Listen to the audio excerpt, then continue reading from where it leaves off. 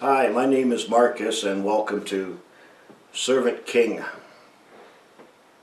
As I was writing this program called Confusion of Money, it occurred to me that all the confusion programs combined could be called Confusion of Property. I'm hoping that you're starting to understand your confusion of property. But this program is called Confusion of Money. Money leads to property, or property leads to money. I guess we're going to find out here shortly. So, if this program was called How to Make Money, you'd probably be really interested in this program, but it's not. This is just confusion of money. Money, money, money. Show me the money. I love money. I want to have lots of money. Look, I'm successful. I have lots of money. He must be very smart because he has lots of money. What did he do to make all his money? But here's the thing. Money has no value without property. If you cannot redeem money for property, what good is money? Money only represents to your mind property. It is an image of property, a representative of property. Do you really want money or do you really want property? So we're back to property again. If you exchange or trade with someone your property, there is no need for money. We are all taught to follow the money. We can learn things by following the money. In fact, it is the evidence of property. If we follow the money, maybe we can find the property. If we can find the property, maybe we can find some liberty, some freedom. If you ask anyone if they love money, they will always say, no, I don't love money, but I just need it to live. I don't know if that's true. I think everything you've done in your life has been money related. Almost everything you've ever done is related to money. It may not be done for the love of money, but love, you see, is probably the strongest emotion that you have that makes you do or not do something. If everything you do, or almost everything you do, is related to money, you must be doing it for the love of money. The opposite extreme would be to hate something. To really hate something will usually make you do or not do something also. From the time you were born and started to grow, you wanted money. Someone told you you need it. You cannot get anything without money. And they told you the truth. What you were not told is you do not own anything. You own no property. Did a teacher or a pastor or your parents ever tell you that you need a good education so that you can get a good job and make lots of money so that you can get lots of things because you do not own anything? No, because they don't know that. Did any of these great educators or mentors ever tell you that when you get lots of money, you can get lots of neat stuff that you will never be able to own because you have no way to pay for them? No, because they don't know those things either. Did any of these great educators or mentors ever tell you that you need a good education so that you will never see how you were stolen from every day of your life? Of course not. Why would an educator teach you something they don't know? They say money doesn't grow on trees. Apples grow on trees. Maybe I will use some of my money to buy some apples. But if I owned the apple tree, I could just pick apples. I wouldn't need money. If you see a truck on the highway spill some crates with apples onto the road, everyone just drives over them and squishes them. If an armored truck spilled crates of money all over the road, people would stop and fight and bite each other in the arms to get as much as they could. They would act like ravenous animals. Nothing polite or civil about what you would witness in that case. Tell me again you don't love money. You are obsessed with it. Almost everything you've done is money related. When I was little, I was very happy when I got my money for my birthday. I was happy when I got my first piggy bank. I got a paper route and I made my own money. I remember when I got my first bank account. Now I'm somebody. Then I went to school to be smart so I can grow up and get a good job and make lots of money. The higher my grades, the better job I can get and more money. The longer I stay in school, better education, more money. Maybe I should marry someone who has lots of money. Or someone who has the education to make lots of money. Maybe we can put the children in daycare so we can have 2 incomes because we want to have lots of money. Let's get an extra job and work all the time except when we sleep so we can have lots of money. Let's cheat on this exam so I can get better grades, which will lead to more money. Let's steal money if no one is looking because I want some money. Let's build a vault out of steel and cement because I want my money to be safe and everybody wants my money. Maybe I should kill my wife, not because she needs killing, but I can get the insurance money. Let's lie about what this thing really is so that the buyer will give me more money.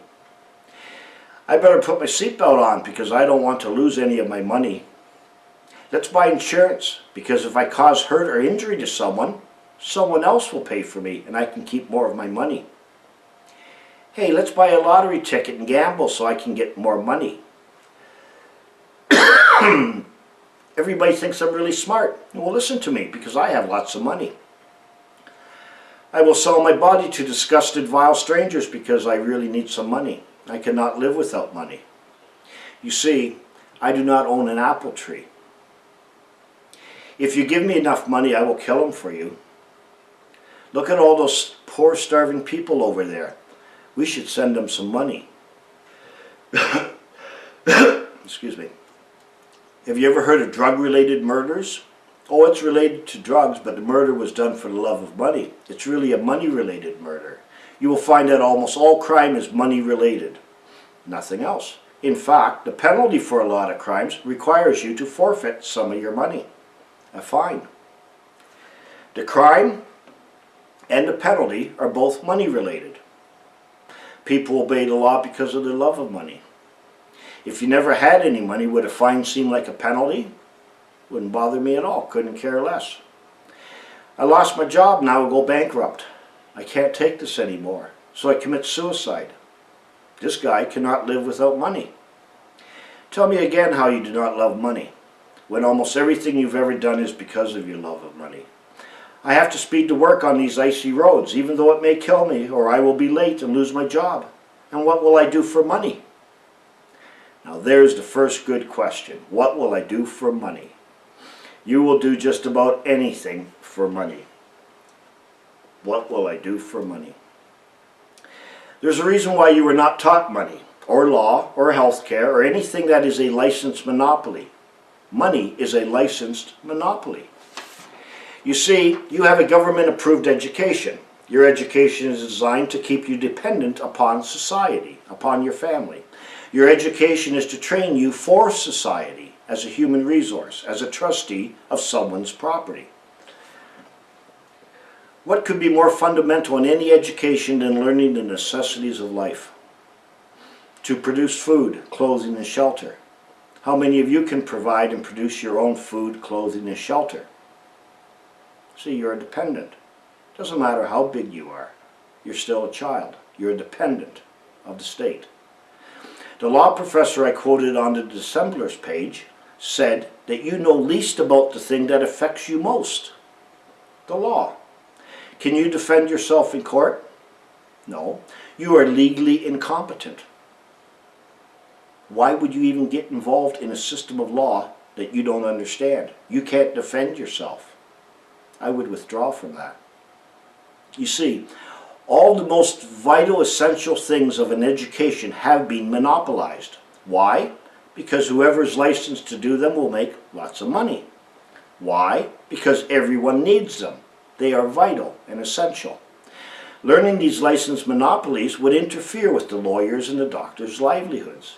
Their monopoly, their money.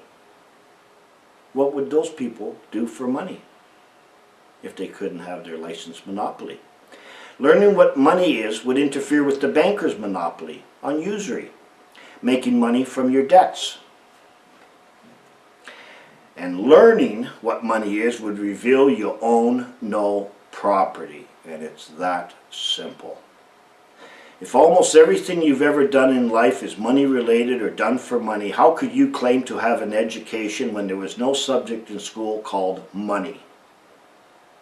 And if, as this law professor says, you know least about the thing that affects you most, how could you claim to have an education if you've not been taught the law?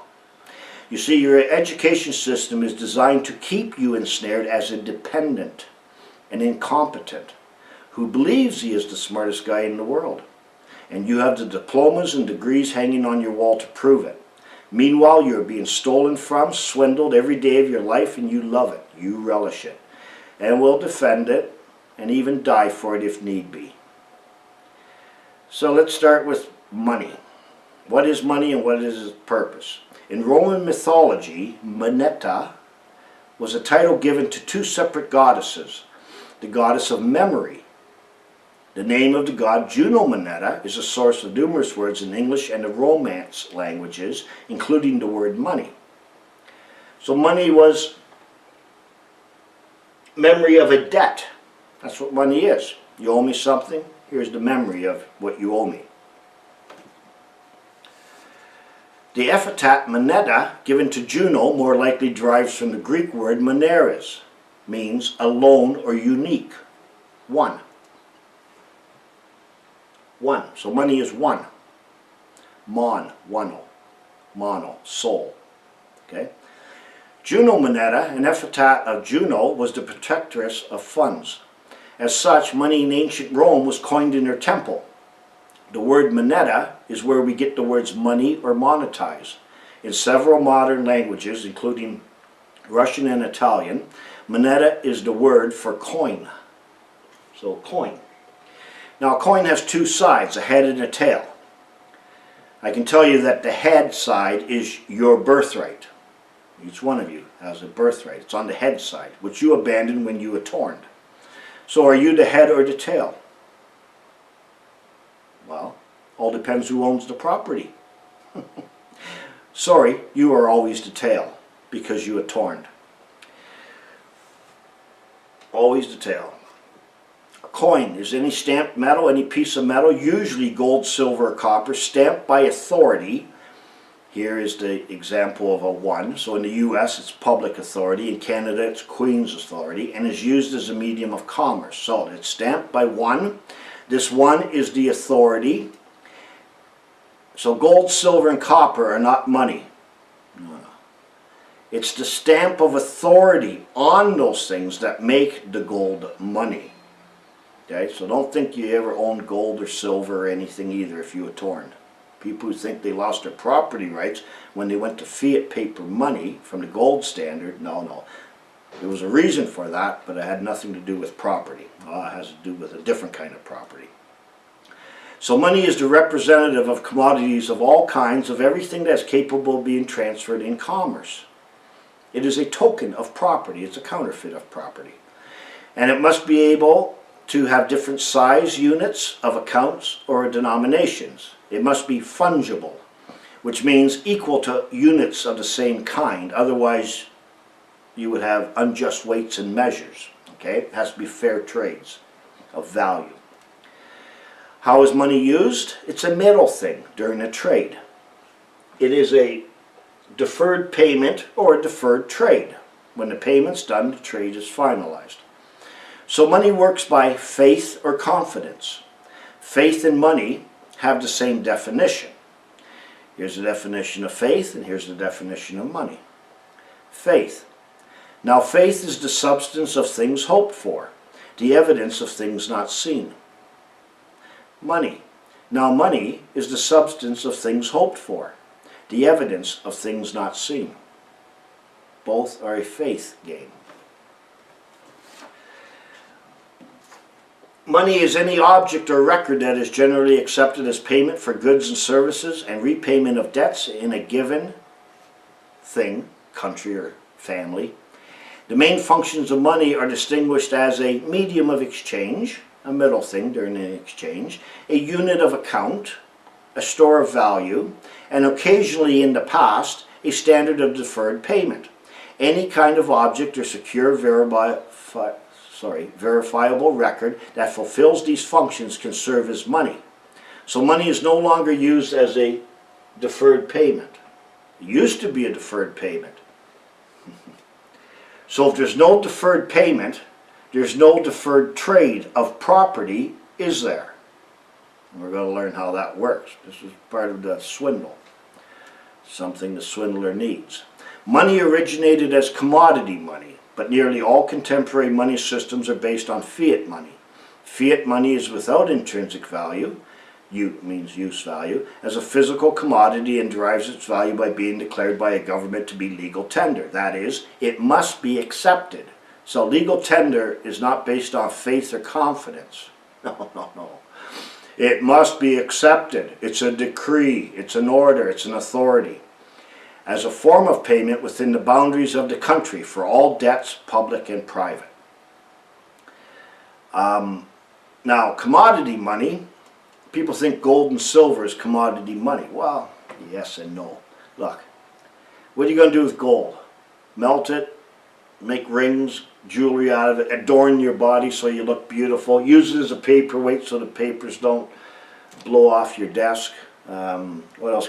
Gold, fill a cavity in your tooth, I guess. Throw it at someone that you hate so you can give them a good noggin on the head with it. But basically it's just something heavy in your pocket. I mean, God must be laughing his ass off at us going, look at all that gold the guy's got in his pocket, he can barely even move.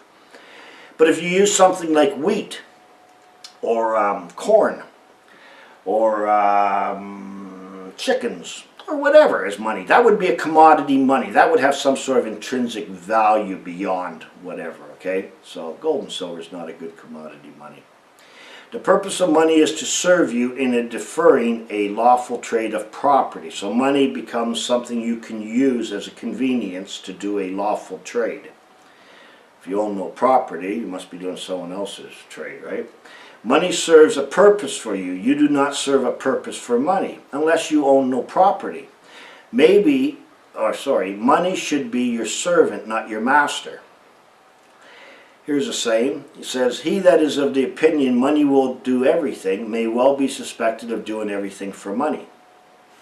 If you think that money is the root of all evil, why? In this world we live in, why is the lack of money the root of all evil? You got no money. You have a misfortune. That's evil. Evil is a misfortune. A misfortune is evil. Have you ever asked what is the root of all money? I think that question is more important. So the root of all money takes us back to who owns the property. Are all the evils I listed at the beginning caused by the lack of money or the lack of owning property? Well, I'm here to tell you, beyond any doubt, that that's exactly what it is. It is the lack of property that is the root of all evil, not money, but it's related to it. So if you do not own property, you own no property, what is money? And if you did own property, what is money? All of a sudden, money takes on a totally different thing. Okay? Remember? Counterfeit, upside down, right? Backwards.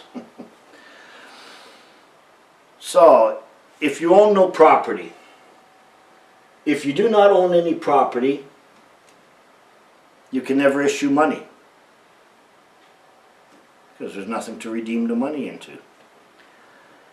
If you do not own property, if you do own property, you can issue money. So if you own no property, you can't issue money. If you do own property, you can issue money. You can be a bank. Sure, you can be your own banker. If you own no property, you can never own a debt. You can have a debt, but you can't own a debt. It's not your debt. If you do own property, you can own a debt. Remember, property, responsibility. Maybe most people don't want any responsibility. They want limited liability. They want to be incompetent, someone to care for them. In fact, if you owned property, the more money you issue, the poorer you become. Do you understand that? If you still think you own something, the money will prove that you do not. Money is the evidence of who owns property. Look at the image and superscription on your money, on the money. Whosoever's image and superscription is on it has made a promise to pay. It is their debt, not yours. Okay? We are tricked We are tricked into assuming and undertaking debts which we do not own. We only assumed a debt for the right to have and hold some property. You own nothing. You have been swindled. If you own nothing, how could you buy or sell anything? If you own nothing, what do you own to contract with? Are you contracting with someone else's property? Are you buying and selling someone else's property? The answer is yes. And that is why you have to get a receipt and count to the owner for all your transactions. Are you eating someone else's food? Are you living on someone else's land? Are you raising someone else's children? Are you sleeping with someone else's wife? You own nothing. You've been swindled. If you think I'm going to explain the financial system and how it works, I will not. First, because I don't know how it all works. Second, because I don't care how it all works. I'm only going to tell you what's important about the confusion of money. Just as our legal system is unlawful, so is our financial system. The financial system is based on law. Our legal and financial systems are legal but highly unlawful. If you remember, law has to do with what is right and wrong. Legal ignores what is right and wrong. By the time you grasp what I'm going to show you in the Unravel programs, you will be able to clearly see how your whole legal and financial system requires stealing, fraud, and unjust enrichment.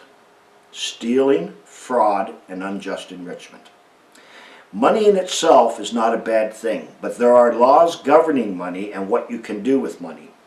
When money is used to defer a trade, the law has not yet been fulfilled. When the money is redeemed, the law is fulfilled. When the money vanishes, the law is fulfilled. Money can only be used as a convenient way to accomplish something lawfully. The biggest prohibition on money is you are not allowed to profit from money. Obtaining gain or benefiting from a debt is unlawful. To benefit or obtain any gain from someone's debt is called usury. This is obtaining gain and profit from something that is unlawful.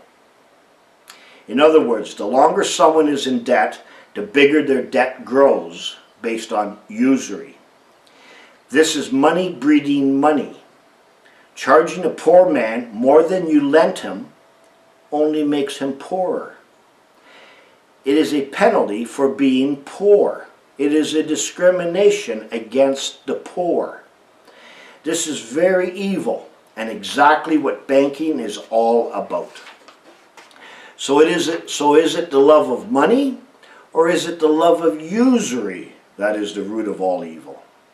Currently, you think that money is a storage of wealth. That is true if you do not own anything.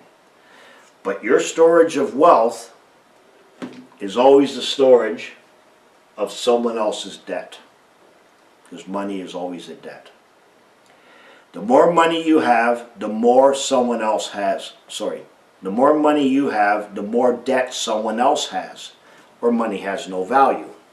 Today we use credit as money. I can tell you that money has always been credit. Some people are amazed when they learn that we use debt as money. I can tell you that money has always been a debt. Money is always a credit or a debt. Whose credit and whose debt depends on who owns the property. The reason that people do not understand money is because they do not know they own no property. And this is what makes the lie. See, it's not even a fraud. It's an outright blatant lie that makes this whole thing so evil. What adds to the confusion of money, of course, is the confusion of property. Some of your property was lost during the initial swindle, your inheritance. These are the natural material things of the world that you need to sustain your life. The second loss of your property is an ongoing swindle through labor. This is your property that turns your inheritance into wealth. It is your labor that turns the material things of the world into wealth. The deceiver needs your life. The deceiver needs your life, your property. Not your civil life, but your real life. Here, have a civil life while I'm stealing your real life. It is your life that makes labor possible. It is labor that produces wealth from the materials. The deceiver is not your maker, so we have to make you believe he is, a confusion of being. Every time you give your labor, your property, to your adopted maker, you are giving it in person, by and through a fictional son, and you are receiving no property in return. You only receive a credit in person which you can exchange to have and hold some personal property. This is an ongoing fraud and swindle to obtain your real property unlawfully, and we voluntarily accept it. Our whole justice and financial system is based on fraud. And exposing the fraud makes it all unlawful. So how is money supposed to work? How is it supposed to serve you if you owned your own property? You won't, or don't know this yet because you've never owned any property. So we have three people here, Justin, Bob, and Fred. They each own their own property. Justin has chickens, Bob has bananas, and Fred has picnic tables.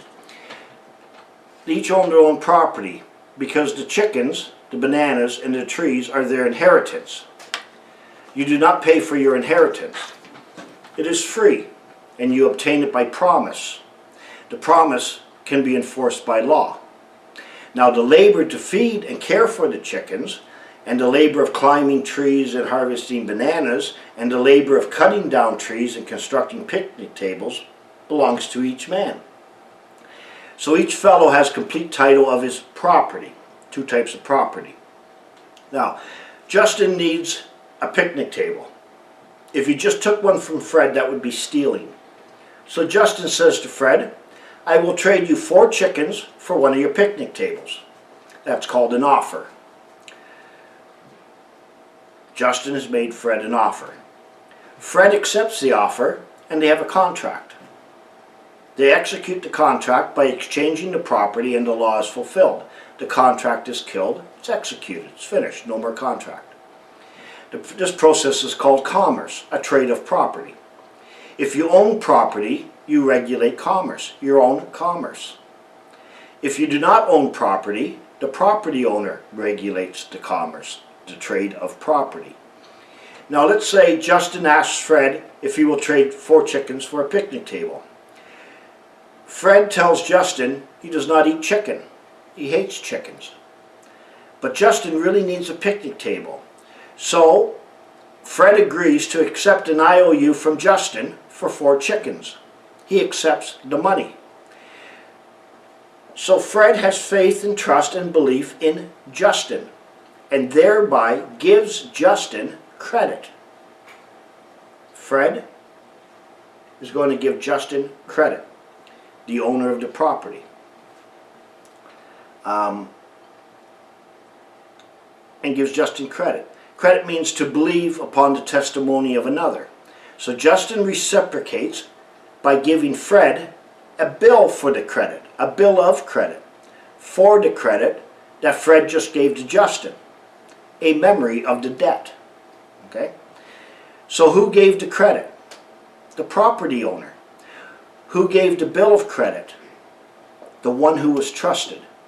You see, everything is exactly backwards from what you believe today because you own no property. Fred gave the money credit, which is what we use as money. Fred gave Justin the picnic tables, and Fred gave Justin the money, the credit. Now Justin gives Fred a bill of credit, and Fred gives Justin a bill of sale to prove he didn't steal it. Now, when you do not own property, everything changes. Everything's backwards, upside down. Now Fred and Justin are just agents dealing in someone else's property. Now the credit comes from the real owner. And they exchange credits of the owner. And they give a bill of credit with the owner's image on it. And a bill of sale for the owner, which is really a bill of transfer. Why? Because ownership has not changed hands. The owner still owns it all. Only transfer of the actual property, possession of it. So nothing has been bought or sold, only a charge and a discharge to transfer someone else's property. And once a year you have to account for all these transactions to the owner. And at the end of the year, the owner still owns everything. It's just a monopoly game. Monopoly means one owner. Okay? Getting back to the trading, if you own the property, if you do own property. Now, based on the trade I just told you about, only part of the trade is completed. The rest is deferred. This creates an obligation for Justin to fulfill later. Okay? Because he actually gave a bill of credit, issued a bill of credit, money. A medium is used. Need to have a record for the medium. This is money. A memory or evidence of the debt. So now Fred goes over to Bob and asks for bananas. So Fred asks Bob for some bananas. Bob asks Fred, well, what do you have to trade? Fred tells him picnic tables. But Bob never goes on a picnic. So Fred says, well, I have an IOU from Justin for 4 chickens. Now Bob loves chickens. So Fred signs the back of the IOU and gives it to Bob.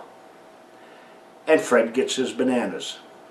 Later, Bob goes over to see Justin and says, those 4 chickens that you owed Fred? Well, I now have that promise to pay. I'm holding your promise to pay, and I would like to redeem it into chickens. Bob gets the 4 chickens, and Justin gets back the IOU, which was his obligation, which is now fulfilled and destroyed. That was his debt. Okay, it's more than an obligation, it's a debt. When he gets the IOU back, he destroys it.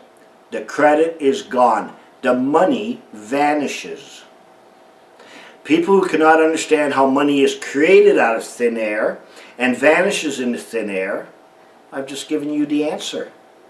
People who cannot understand this have a confusion of money because of their confusion of property. They don't know that they don't own any property. They believe they do, but they don't. Money in circulation does not pay debts. No. When money pays a debt, it vanishes. Remember that. Now the question arises, why can Justin, Bob, and Fred issue money? The answer is because they own property. When is the last time you issued money? Never. Because you practiced the worst crime known to mankind called treason. Attornment. The penalty for treason is loss of inheritance. That occurred during the attornment. In fact, if you owned property, you would keep issuing money to a minimum, and you would do it only as a convenience in trade, only a convenient way to do a trade. The more money you issue, the poorer you become, because you will have to give up property to redeem the money at some point in the future to fulfill the law. I've seen a video put out called Money as Debt. And I've heard people say, did you know we monetize debt and use it as money? Yeah. Of course, this comes as a huge revelation to most people because they have purposely never been taught anything about money, except that you should do everything humanly possible to get as much as you can. Now, here's another bombshell. If money is always a debt, and money can only be issued by one who owns property, and if you own no property, how can you ever own a debt? It's impossible. You can never own a debt. Now that's a good question, don't you think? Well, I'll explain it shortly. Money is always a debt. It cannot be otherwise. Every time Justin, Bob, or Fred issue some money, they have lost control over some of their property. Justin, Bob, and Fred become debtors, and whoever has accepted the money or their promise to pay is the creditor. The one who accepted the money is the one who gave the faith, belief, and trust, the credit, to the debtor. In other words,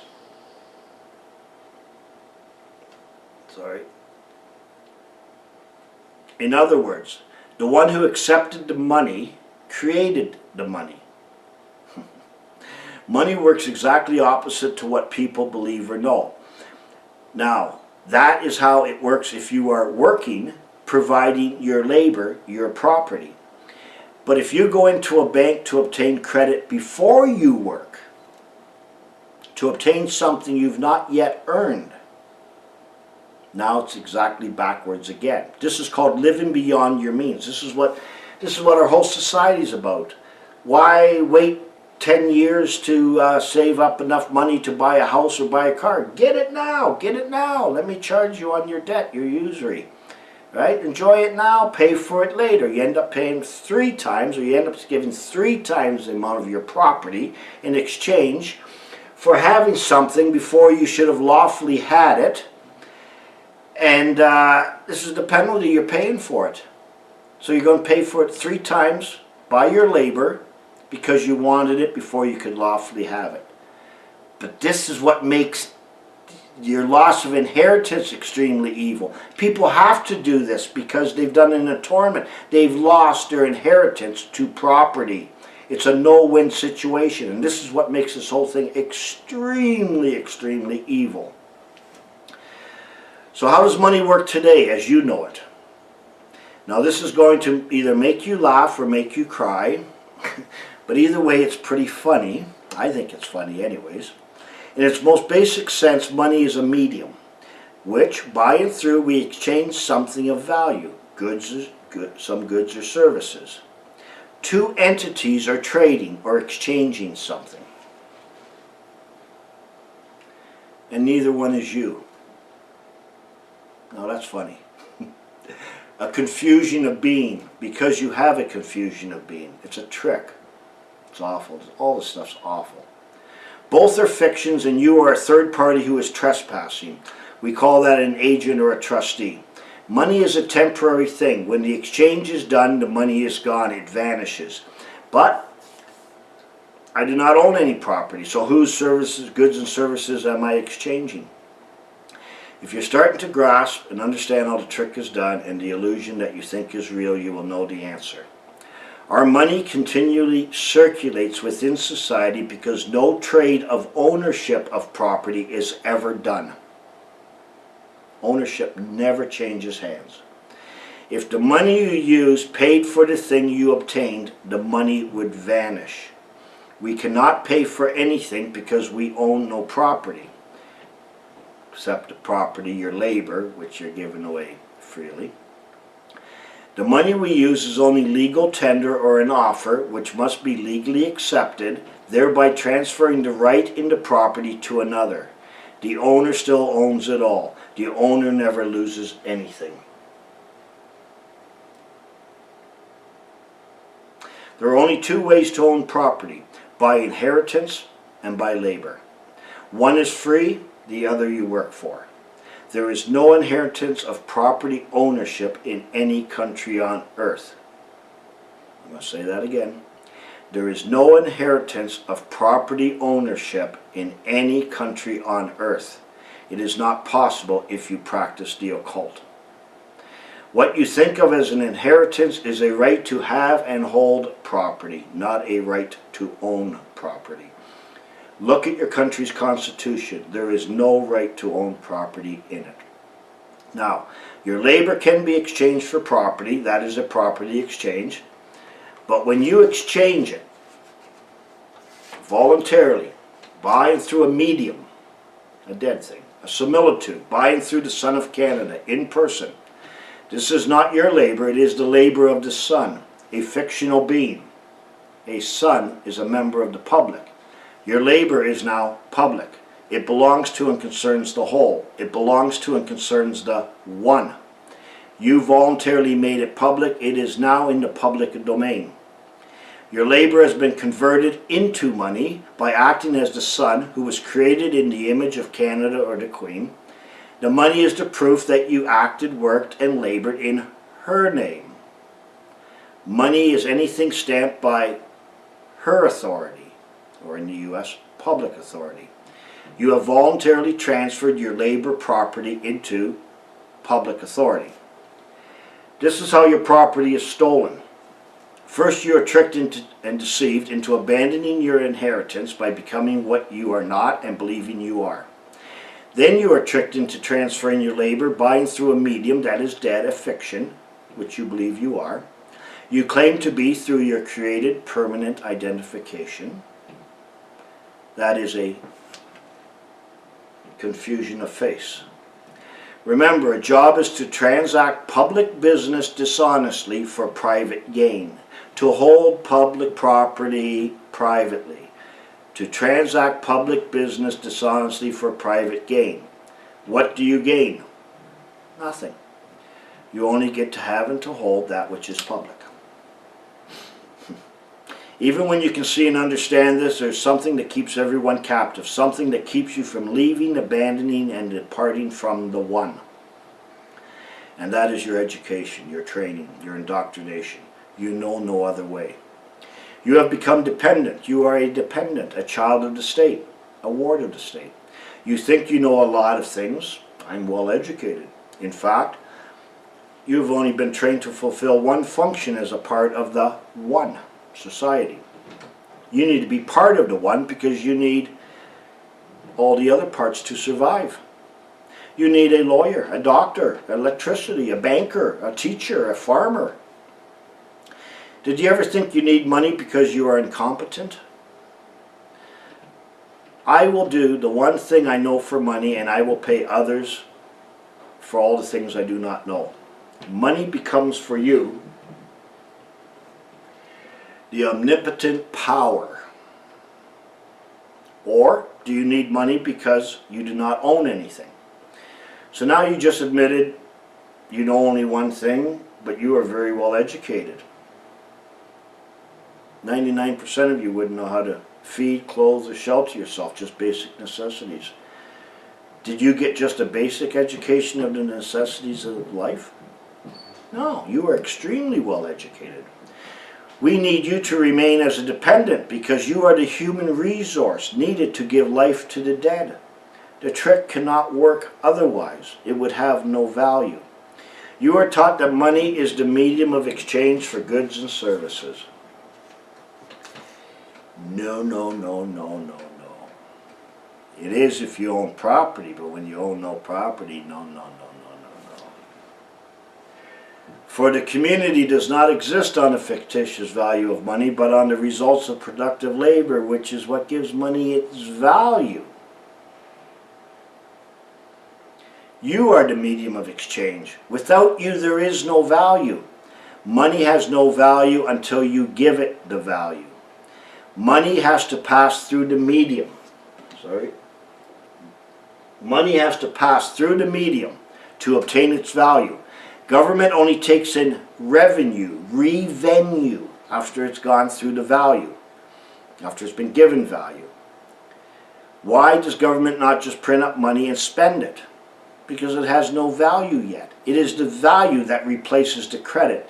The value destroys the credit. Now, they can print up money and spend it, but it has to go through a different process now.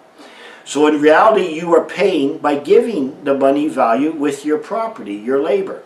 But you do not get to own what you paid for.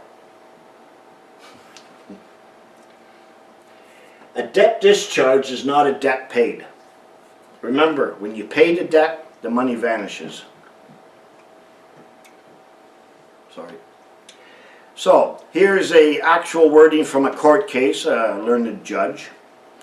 And he explained the difference between a debt paid and a debt discharged. In the case of Stanek versus White in Minnesota, whatever, blah, blah, blah, numbers, the court explained the legal distinction between the words payment and discharge. Doesn't mean there's a lawful distinction, it's a legal distinction. There is a distinction between a debt discharged and a debt paid. When discharged, the debt still exists, though divested of its character as a legal obligation during the operation of the discharge. Something of the original vitality of the debt continues to exist, which may be transferred, even though the transferee, the one who's taking it, takes it subject to its disability incident to the discharge. The fact that it carries something which may be a consideration for a new promise to pay so as to make an otherwise worthless promise, a legal obligation, makes it the subject of transfer by assignment. This is like passing the hot potato around, right? It's your debt, my debt, your debt, your debt. But we're paying for everything in debts. So let's look at it again based on charge and discharge, how money works. A guy named Bob works for a whole week for a corporation named General Motors. Both are persons. At the end of the week, GM says, I don't have any money to pay you. Why? Because GM does not own anything either. Only an owner can give credit. Will you accept this bill of credit from the owner? You say yes because you are confident that you can use this bill to get what you want. And you can exchange it for anything in the owner's kingdom. Remember, within the boundaries of the family. Now, Bob, you gave GM your labor, which is your property, and you gave GM your credit. And what did GM give you? A bill of credit. But the bill of credit comes from GM's owner. See, the one owns General Motors and also owns Bob. They're all persons. You are now holding a bill from the owner. In the case of Canada, that is Her Majesty the Queen. Call it the crown, you know, the metal ring she wears on her head. Her image is on the bill. So you're holding her bill of credit. Well, why don't you charge interest on the outstanding bill? It's her debt. What else can happen to usury? All of a sudden there's no usury here? Why is there no usury on her debt? After all, the bank charges you usury, interest when they hold your bill, when they hold your promise to pay. Well, here's the answer. Because it's a non-interest bearing promissory note, legally. Because the owner is the crown. It's a fiction. It is a material effigy which you serve. It cannot give value to anything. Wake up. Do you know what a crown is? This one woman cannot have all the debts. This one woman in England cannot have all the debts here in Canada. And she can't work off all those debts. It's impossible. Yet she owns everything. No, she doesn't. When she dies, the crown isn't gone. It's the crown that owns everything. And the crown is a material effigy of something. It's a metal ring. All land is crown land. This metal ring owns everything in Canada. Not her. She assumes the crown. She's not the crown, believe me. So, you gave property you owned and you only got to hold something in return. This is called a chosen action. You are only the holder in due course of a legal tender to discharge your liability. It is a constant giving of property from you and a constant taking of your property, given in return only a promise to discharge your obligation. It is not a promise to pay for you. So, money is the evidence of things not seen. Remember, definition? So Bob gave GM credit and his property. GM now gives Bob a bill for the credit. Bob now has the evidence of things not seen. He can exchange this bill for the substance he hoped for. But GM gave Bob a bill of credit from GM's owner. The bill which the owner owes the bill which the owner owes can be exchanged for any other bill you get from the same owner. When you get your gas bill for $100, you can exchange it for your $100 bill of credit for the gas bill, and your liability is back to zero. Your debits and your credits. Okay? So all this just balancing back to zero. This is called the Bills of Exchange Act. It's one of the acts here. You did not pay the gas bill. You only discharged it because you own no property. You transferred the owner's liability to the gas company. The gas company will exchange it for another liability and it continues to circulate. You see, when you get a bill from the gas company, you're getting a bill from the Queen again. And the bill that you got from General Motors to exchange that bill also came from the Queen. Everything is owned by the one. The owner owns Bob, General Motors, and the gas company. This is not a payment, but a remittance. Send it back, zero. Give you some credit, send some credit back, back to zero. The owner does not buy or sell anything. He still owns everything. Are you starting to understand the importance of owning property? The man named Bob has not paid for anything, but he has discharged a personal liability in person. In fact, he has also voluntarily gave his property, his labor, by and through his person. This is fraud, this is stealing, and this is unjust enrichment. The reason it's fraud is because people don't know they're doing this. They're giving up their property voluntarily to the one, constantly, and getting no property in return. You do not own the legal rights to this person, so you have to pay a tax, a rent, or a charge for using it. These are called withholdings. You who acts, speaks, acts, and thinks for it gets the commission or disposable income that is left. What a neat way to steal from you, all because you are confused as to who you are. Confusion of being. How are you going to get the value out of your owner's debt, your queen's debt? Well, when you exchange it. And she made a law called legal tender. This is a legal offer and you must accept it. You must accept it if it's offered. Does she make, manufacture, or produce anything? No. She doesn't do anything but serve you by ruling over you. I don't know if you realize that's what you did during your atonement, but you want her to rule over you. You be my God. Does she protect you in exchange for your allegiance? No. She doesn't do anything. She gives you a gun and commands you to fight. If you don't fight, she'll kill you. So who protects or defends you? Who does the work so that you can redeem your debt? Or so that you can redeem her debt? You do.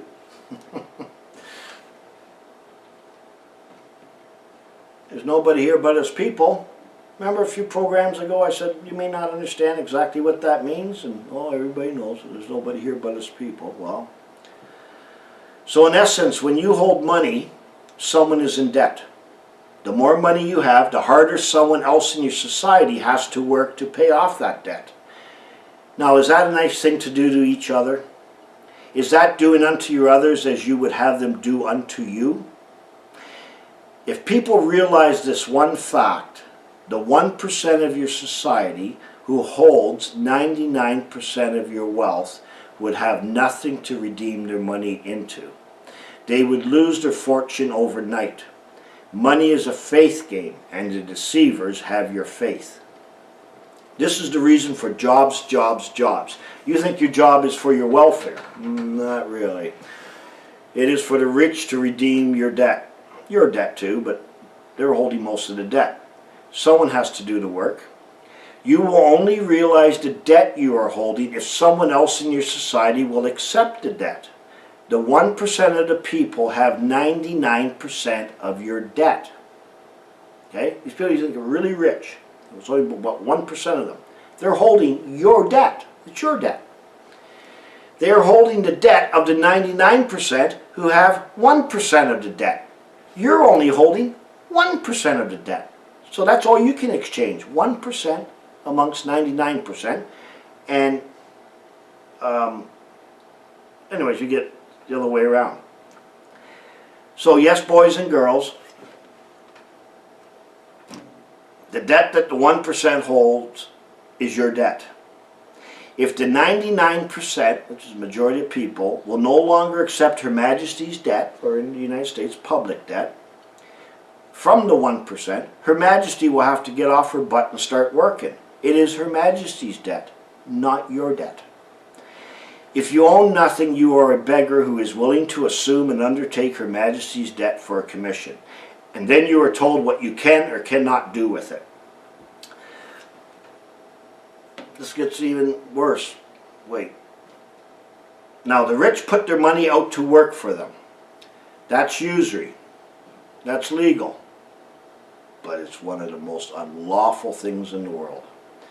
They are using your debt to create for you more debt. and that is legal.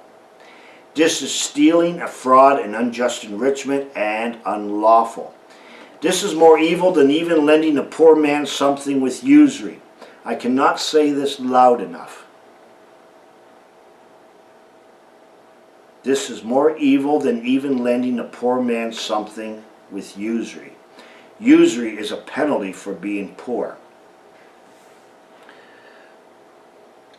The more money they make on their money, the more debt the 1% holds. Let me say that again.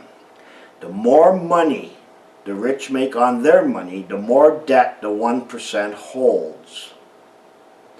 And you get to work even harder. The more money there is, the less its value.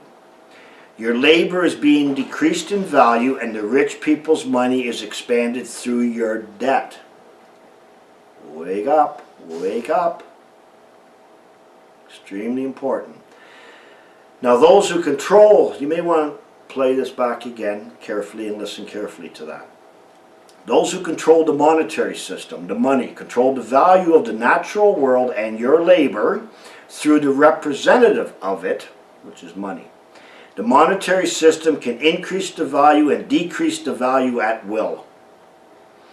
These are now called central banks, or your family bank. Right? We're all one big happy family after all. The harder you work, the more it gets turned down to keep you working, or the rich will have nothing to redeem their money for. If you have too much money, you will stop working. If everyone has lots of money, nothing gets done or produced. When all of this falls into place for you and you can see it, you will be transformed in the blink of an eye in your mind. You heard of the stimulus package giving everybody, every family $1,000? Yeah, it's to keep. Why not give everyone $1 million? If $1,000 is good, give everyone $1 million. If everybody had money, too much money, $1 million, everyone stops working. Nobody can redeem anything for anything. So you see, it's not the money, it's the labor. It's the material wealth, the inheritance, and the labor, turning your inheritance into wealth, which is called increase, not money. You think you want a job because you don't know any other way of life. You think that the government wants a job for you for your welfare. They want a job for you so that they have something to redeem the debt that you are holding. Otherwise it is worthless. Banknotes are good for about 2 minutes heat in the fireplace or wiping your rear end. That's it. It's all paper money's good for, intrinsic value. If you think laws and insurance and all sorts of other things are passed for the public good or the public safety, you need your head examined. Public safety, sustainable development, and it's for your own good, are all damn lies. They are sold to you. They appear right. You believe them, but they are all designed to prevent you from getting out of your self-imposed slavery. If you think banking was designed to protect your wealth and give you a convenience in your business, you need your head examined again. First, you have no business. You have no private business. You have a franchise and an office. You own nothing. All you can do is run other people's business, or here in Canada, the Queen's business. Second, banking is to keep track of her business, which you run and have to account for everything. What do you think an audit is? You ever been audited? Right down to your socks and pizza you bought to eat. Right down to every little penny and right down to every asset. Okay? Things that you think you own is not property. Everything you think you own is only an asset. It is only as set with you as a trustee in a fiduciary trusting relationship. You are only an equitable holder of things as a trustee, not an owner of anything. You have not only abandoned your own birthright, but you have destroyed your children's birthright when you registered their birth. You sealed their fate when you applied for a birth certificate. But remember, this is all fraud. There is a way out. There is a better life. There is a real life. In the last video of the confusion programs, we will look at the other concept that led to my discoveries.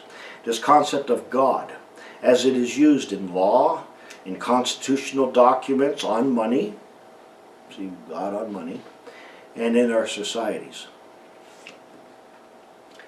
Till then, my name is Marcus.